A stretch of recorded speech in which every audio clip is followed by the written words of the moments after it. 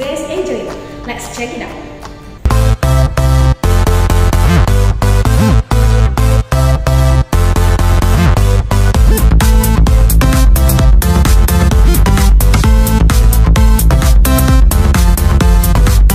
Pada pertemuan kali ini, Miss Grace akan memberikan video pembelajaran akuntansi tentang review penilaian akhir semester 2. Laporan keuangan yang terdiri dari laporan laba rugi, laporan perubahan modal, dan laporan neraca. Selengkapnya, kalian boleh lihat di textbook akuntansi halaman 135 sampai dengan 141. Mohon perhatikan dengan seksama ya. Sekarang, kita buatkan laporan laba ruginya. Kali ini kita membuatkan laporan laba rugi single step, yaitu Salon Sejahtera. Laporan perubahan modal untuk periode yang berakhir pada 31 Desember 2018 dalam rupiah. Setelah itu, kita lanjutkan dengan membuat modal per 1 Desember 2018. Jumlah dari rugi bersih ditambah Prive Nyonya Sinta sebesar Rp1.160.000 dan diberi tanda dalam kurung yang artinya berkurang karena rugi bersih dan Prive sifatnya sama-sama mengurangi modal. Sehingga modal per 31 Desember 2018 menjadi sebesar Rp36.040.000. Terakhir kita akan membahas laporan neraca. Laporan neraca adalah laporan keuangan yang menunjukkan posisi harta, utang, dan modal suatu perusahaan pada saat tertentu. Sehingga yang menjadi komponen dalam penyusunan laporan neraca adalah akun harta, akun utang, akun modal, dan juga akun Prive jika ada. Laporan neraca berbentuk skontrol. Kita mulai dengan membuat judul tabelnya. Kemudian total harta secara keseluruhan yaitu sebesar Rp40.340.000 diperoleh dari jumlah harta lancar ditambah jumlah harta tetap. Selanjutnya kita buatkan kelompok akun utang dan modal yang terletak di sisi sebelah kanan. Sehingga total utang ditambah modal secara keseluruhan yaitu Rp40.340.000 diperoleh dari jumlah utang ditambah jumlah modal. Jurnal penutup. Apa sih itu jurnal penutup? Kita akan membahas bagaimana membuat jurnal penutup untuk akun pendapatan, akun beban, akun ikhtisar laba rugi, dan juga akun Prive satu persatu. Perhatikan data neraca saldo disesuaikan Bengkel Dika per 31 Desember 2019 berikut.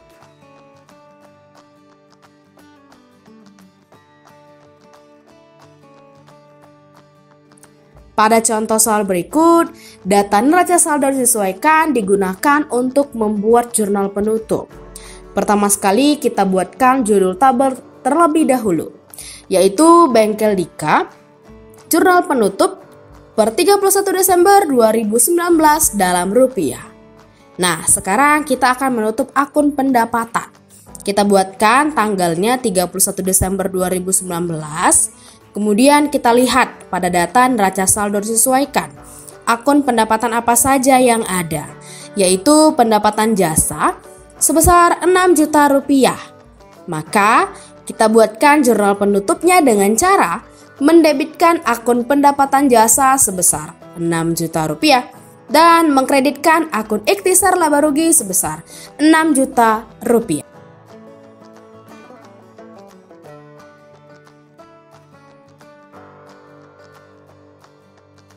Selanjutnya kita akan menutup akun beban. Kita buatkan tanggalnya 31. Kemudian kita lihat pada data neraca saldo disesuaikan akun beban apa saja yang ada, yaitu beban gaji sebesar Rp500.000, beban perlengkapan sebesar Rp200.000, beban sewa sebesar Rp300.000, dan beban asuransi sebesar Rp100.000.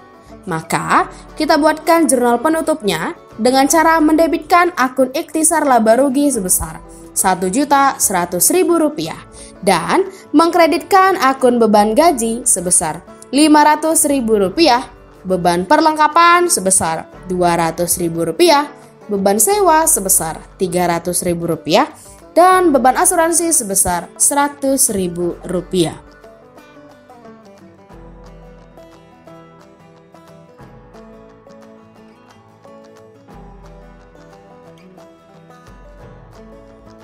Kemudian, kita akan menutup akun ikhtisar laba rugi. Kita buatkan tanggalnya 31. Nah, untuk menutup akun ikhtisar laba rugi, kita hitung terlebih dahulu selisih pendapatan dengan beban. Jika hasilnya laba, maka jurnal penutup akan dibuat dengan mendebitkan akun ikhtisar laba rugi dan mengkreditkan akun modal. Namun, jika hasilnya rugi, maka jurnal penutup akan dibuat dengan mendebitkan akun modal dan mengkreditkan akun ikhtisar laba rugi.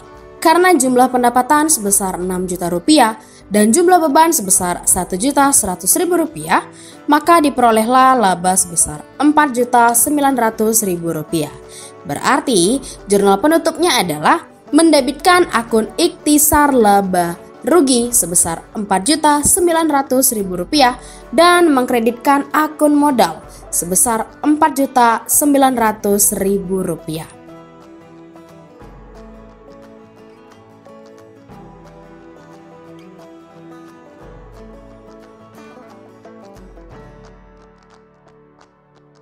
Terakhir, kita akan menutup akun Prive. Kita lihat pada data neraca saldo disesuaikan.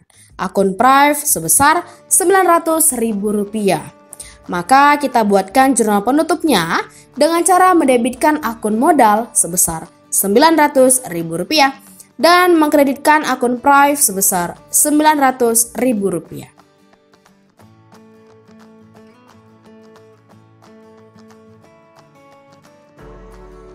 Setelah dibuatnya jurnal penutup untuk akun pendapatan, beban, ikhtisar laba rugi, dan Prive, maka kita buatkan jumlahnya di debit sebesar Rp12.900.000 dan di kredit sebesar Rp12.900.000. Artinya balance.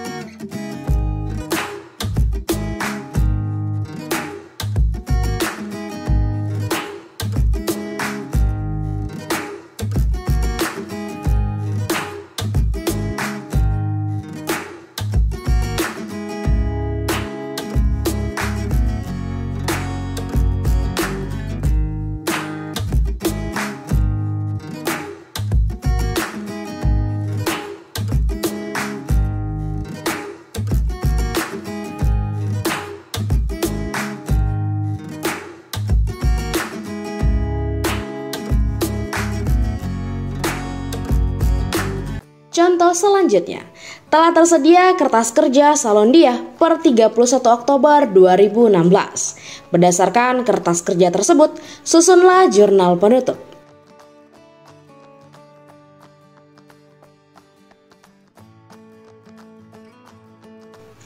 Pertama, kita akan menutup akun pendapatan dengan cara mendebit akun pendapatan jasa sebesar 7 juta, mendebit pendapatan bunga sebesar 650.000 dan mengkredit ikhtisar laba rugi sebesar 7.650.000.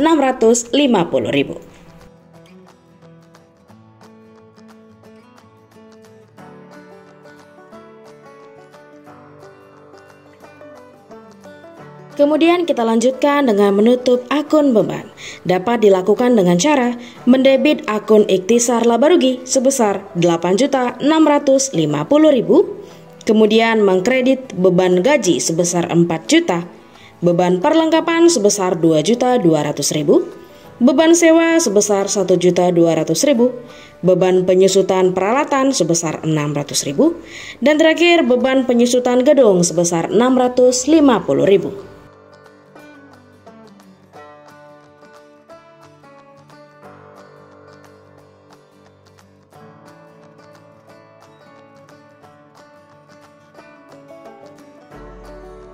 Selanjutnya kita membuat jurnal penutup untuk akun ikhtisar laba rugi. Dikarenakan jumlah pendapatan sebesar 7.650.000, jumlahnya lebih kecil dibandingkan dengan jumlah beban sebesar 8.650.000, di mana terdapat selisih 1 juta rupiah, yang artinya perusahaan Salondia mengalami rugi. Untuk itu, jurnal penutup dapat dilakukan dengan cara mendebit akun modal sebesar 1 juta dan mengkredit akun ikhtisar laba rugi sebesar 1 juta.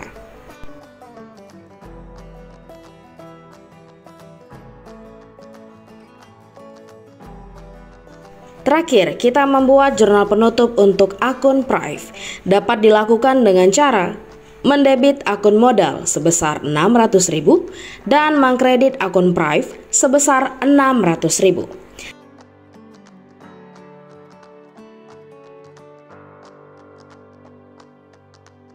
Sehingga setelah jurnal penutup selesai kita lakukan, kita menghitung total keseluruhannya. Diperoleh hasil debit sebesar 17.900.000 dan kredit sebesar 17.900.000.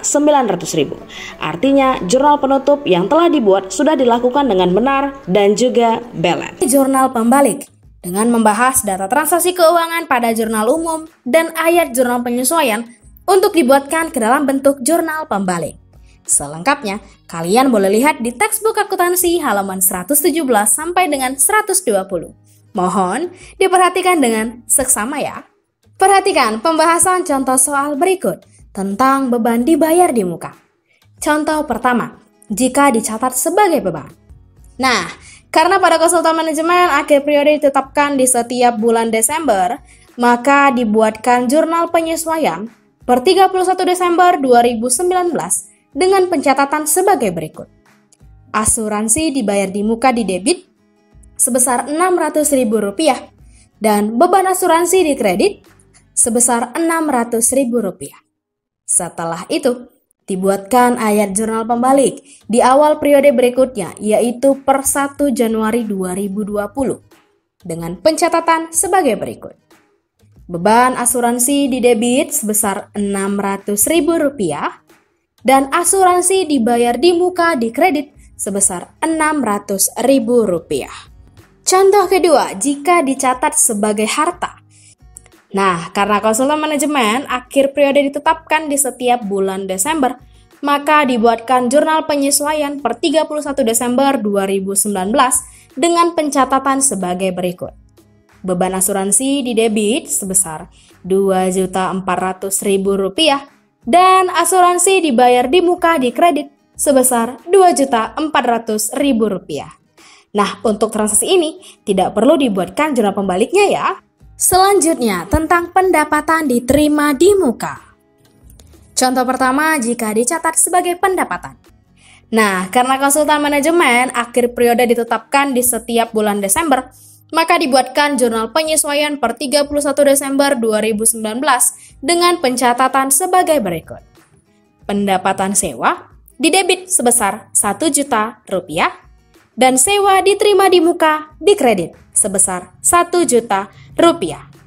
Setelah itu, dibuatkan ayat jurnal pembalik di awal periode berikutnya, yaitu per 1 Januari 2020 dengan pencatatan sebagai berikut. Sewa diterima di muka di debit sebesar Rp1 juta dan pendapatan sewa di kredit sebesar Rp1 juta. Contoh kedua, jika dicatat sebagai utang.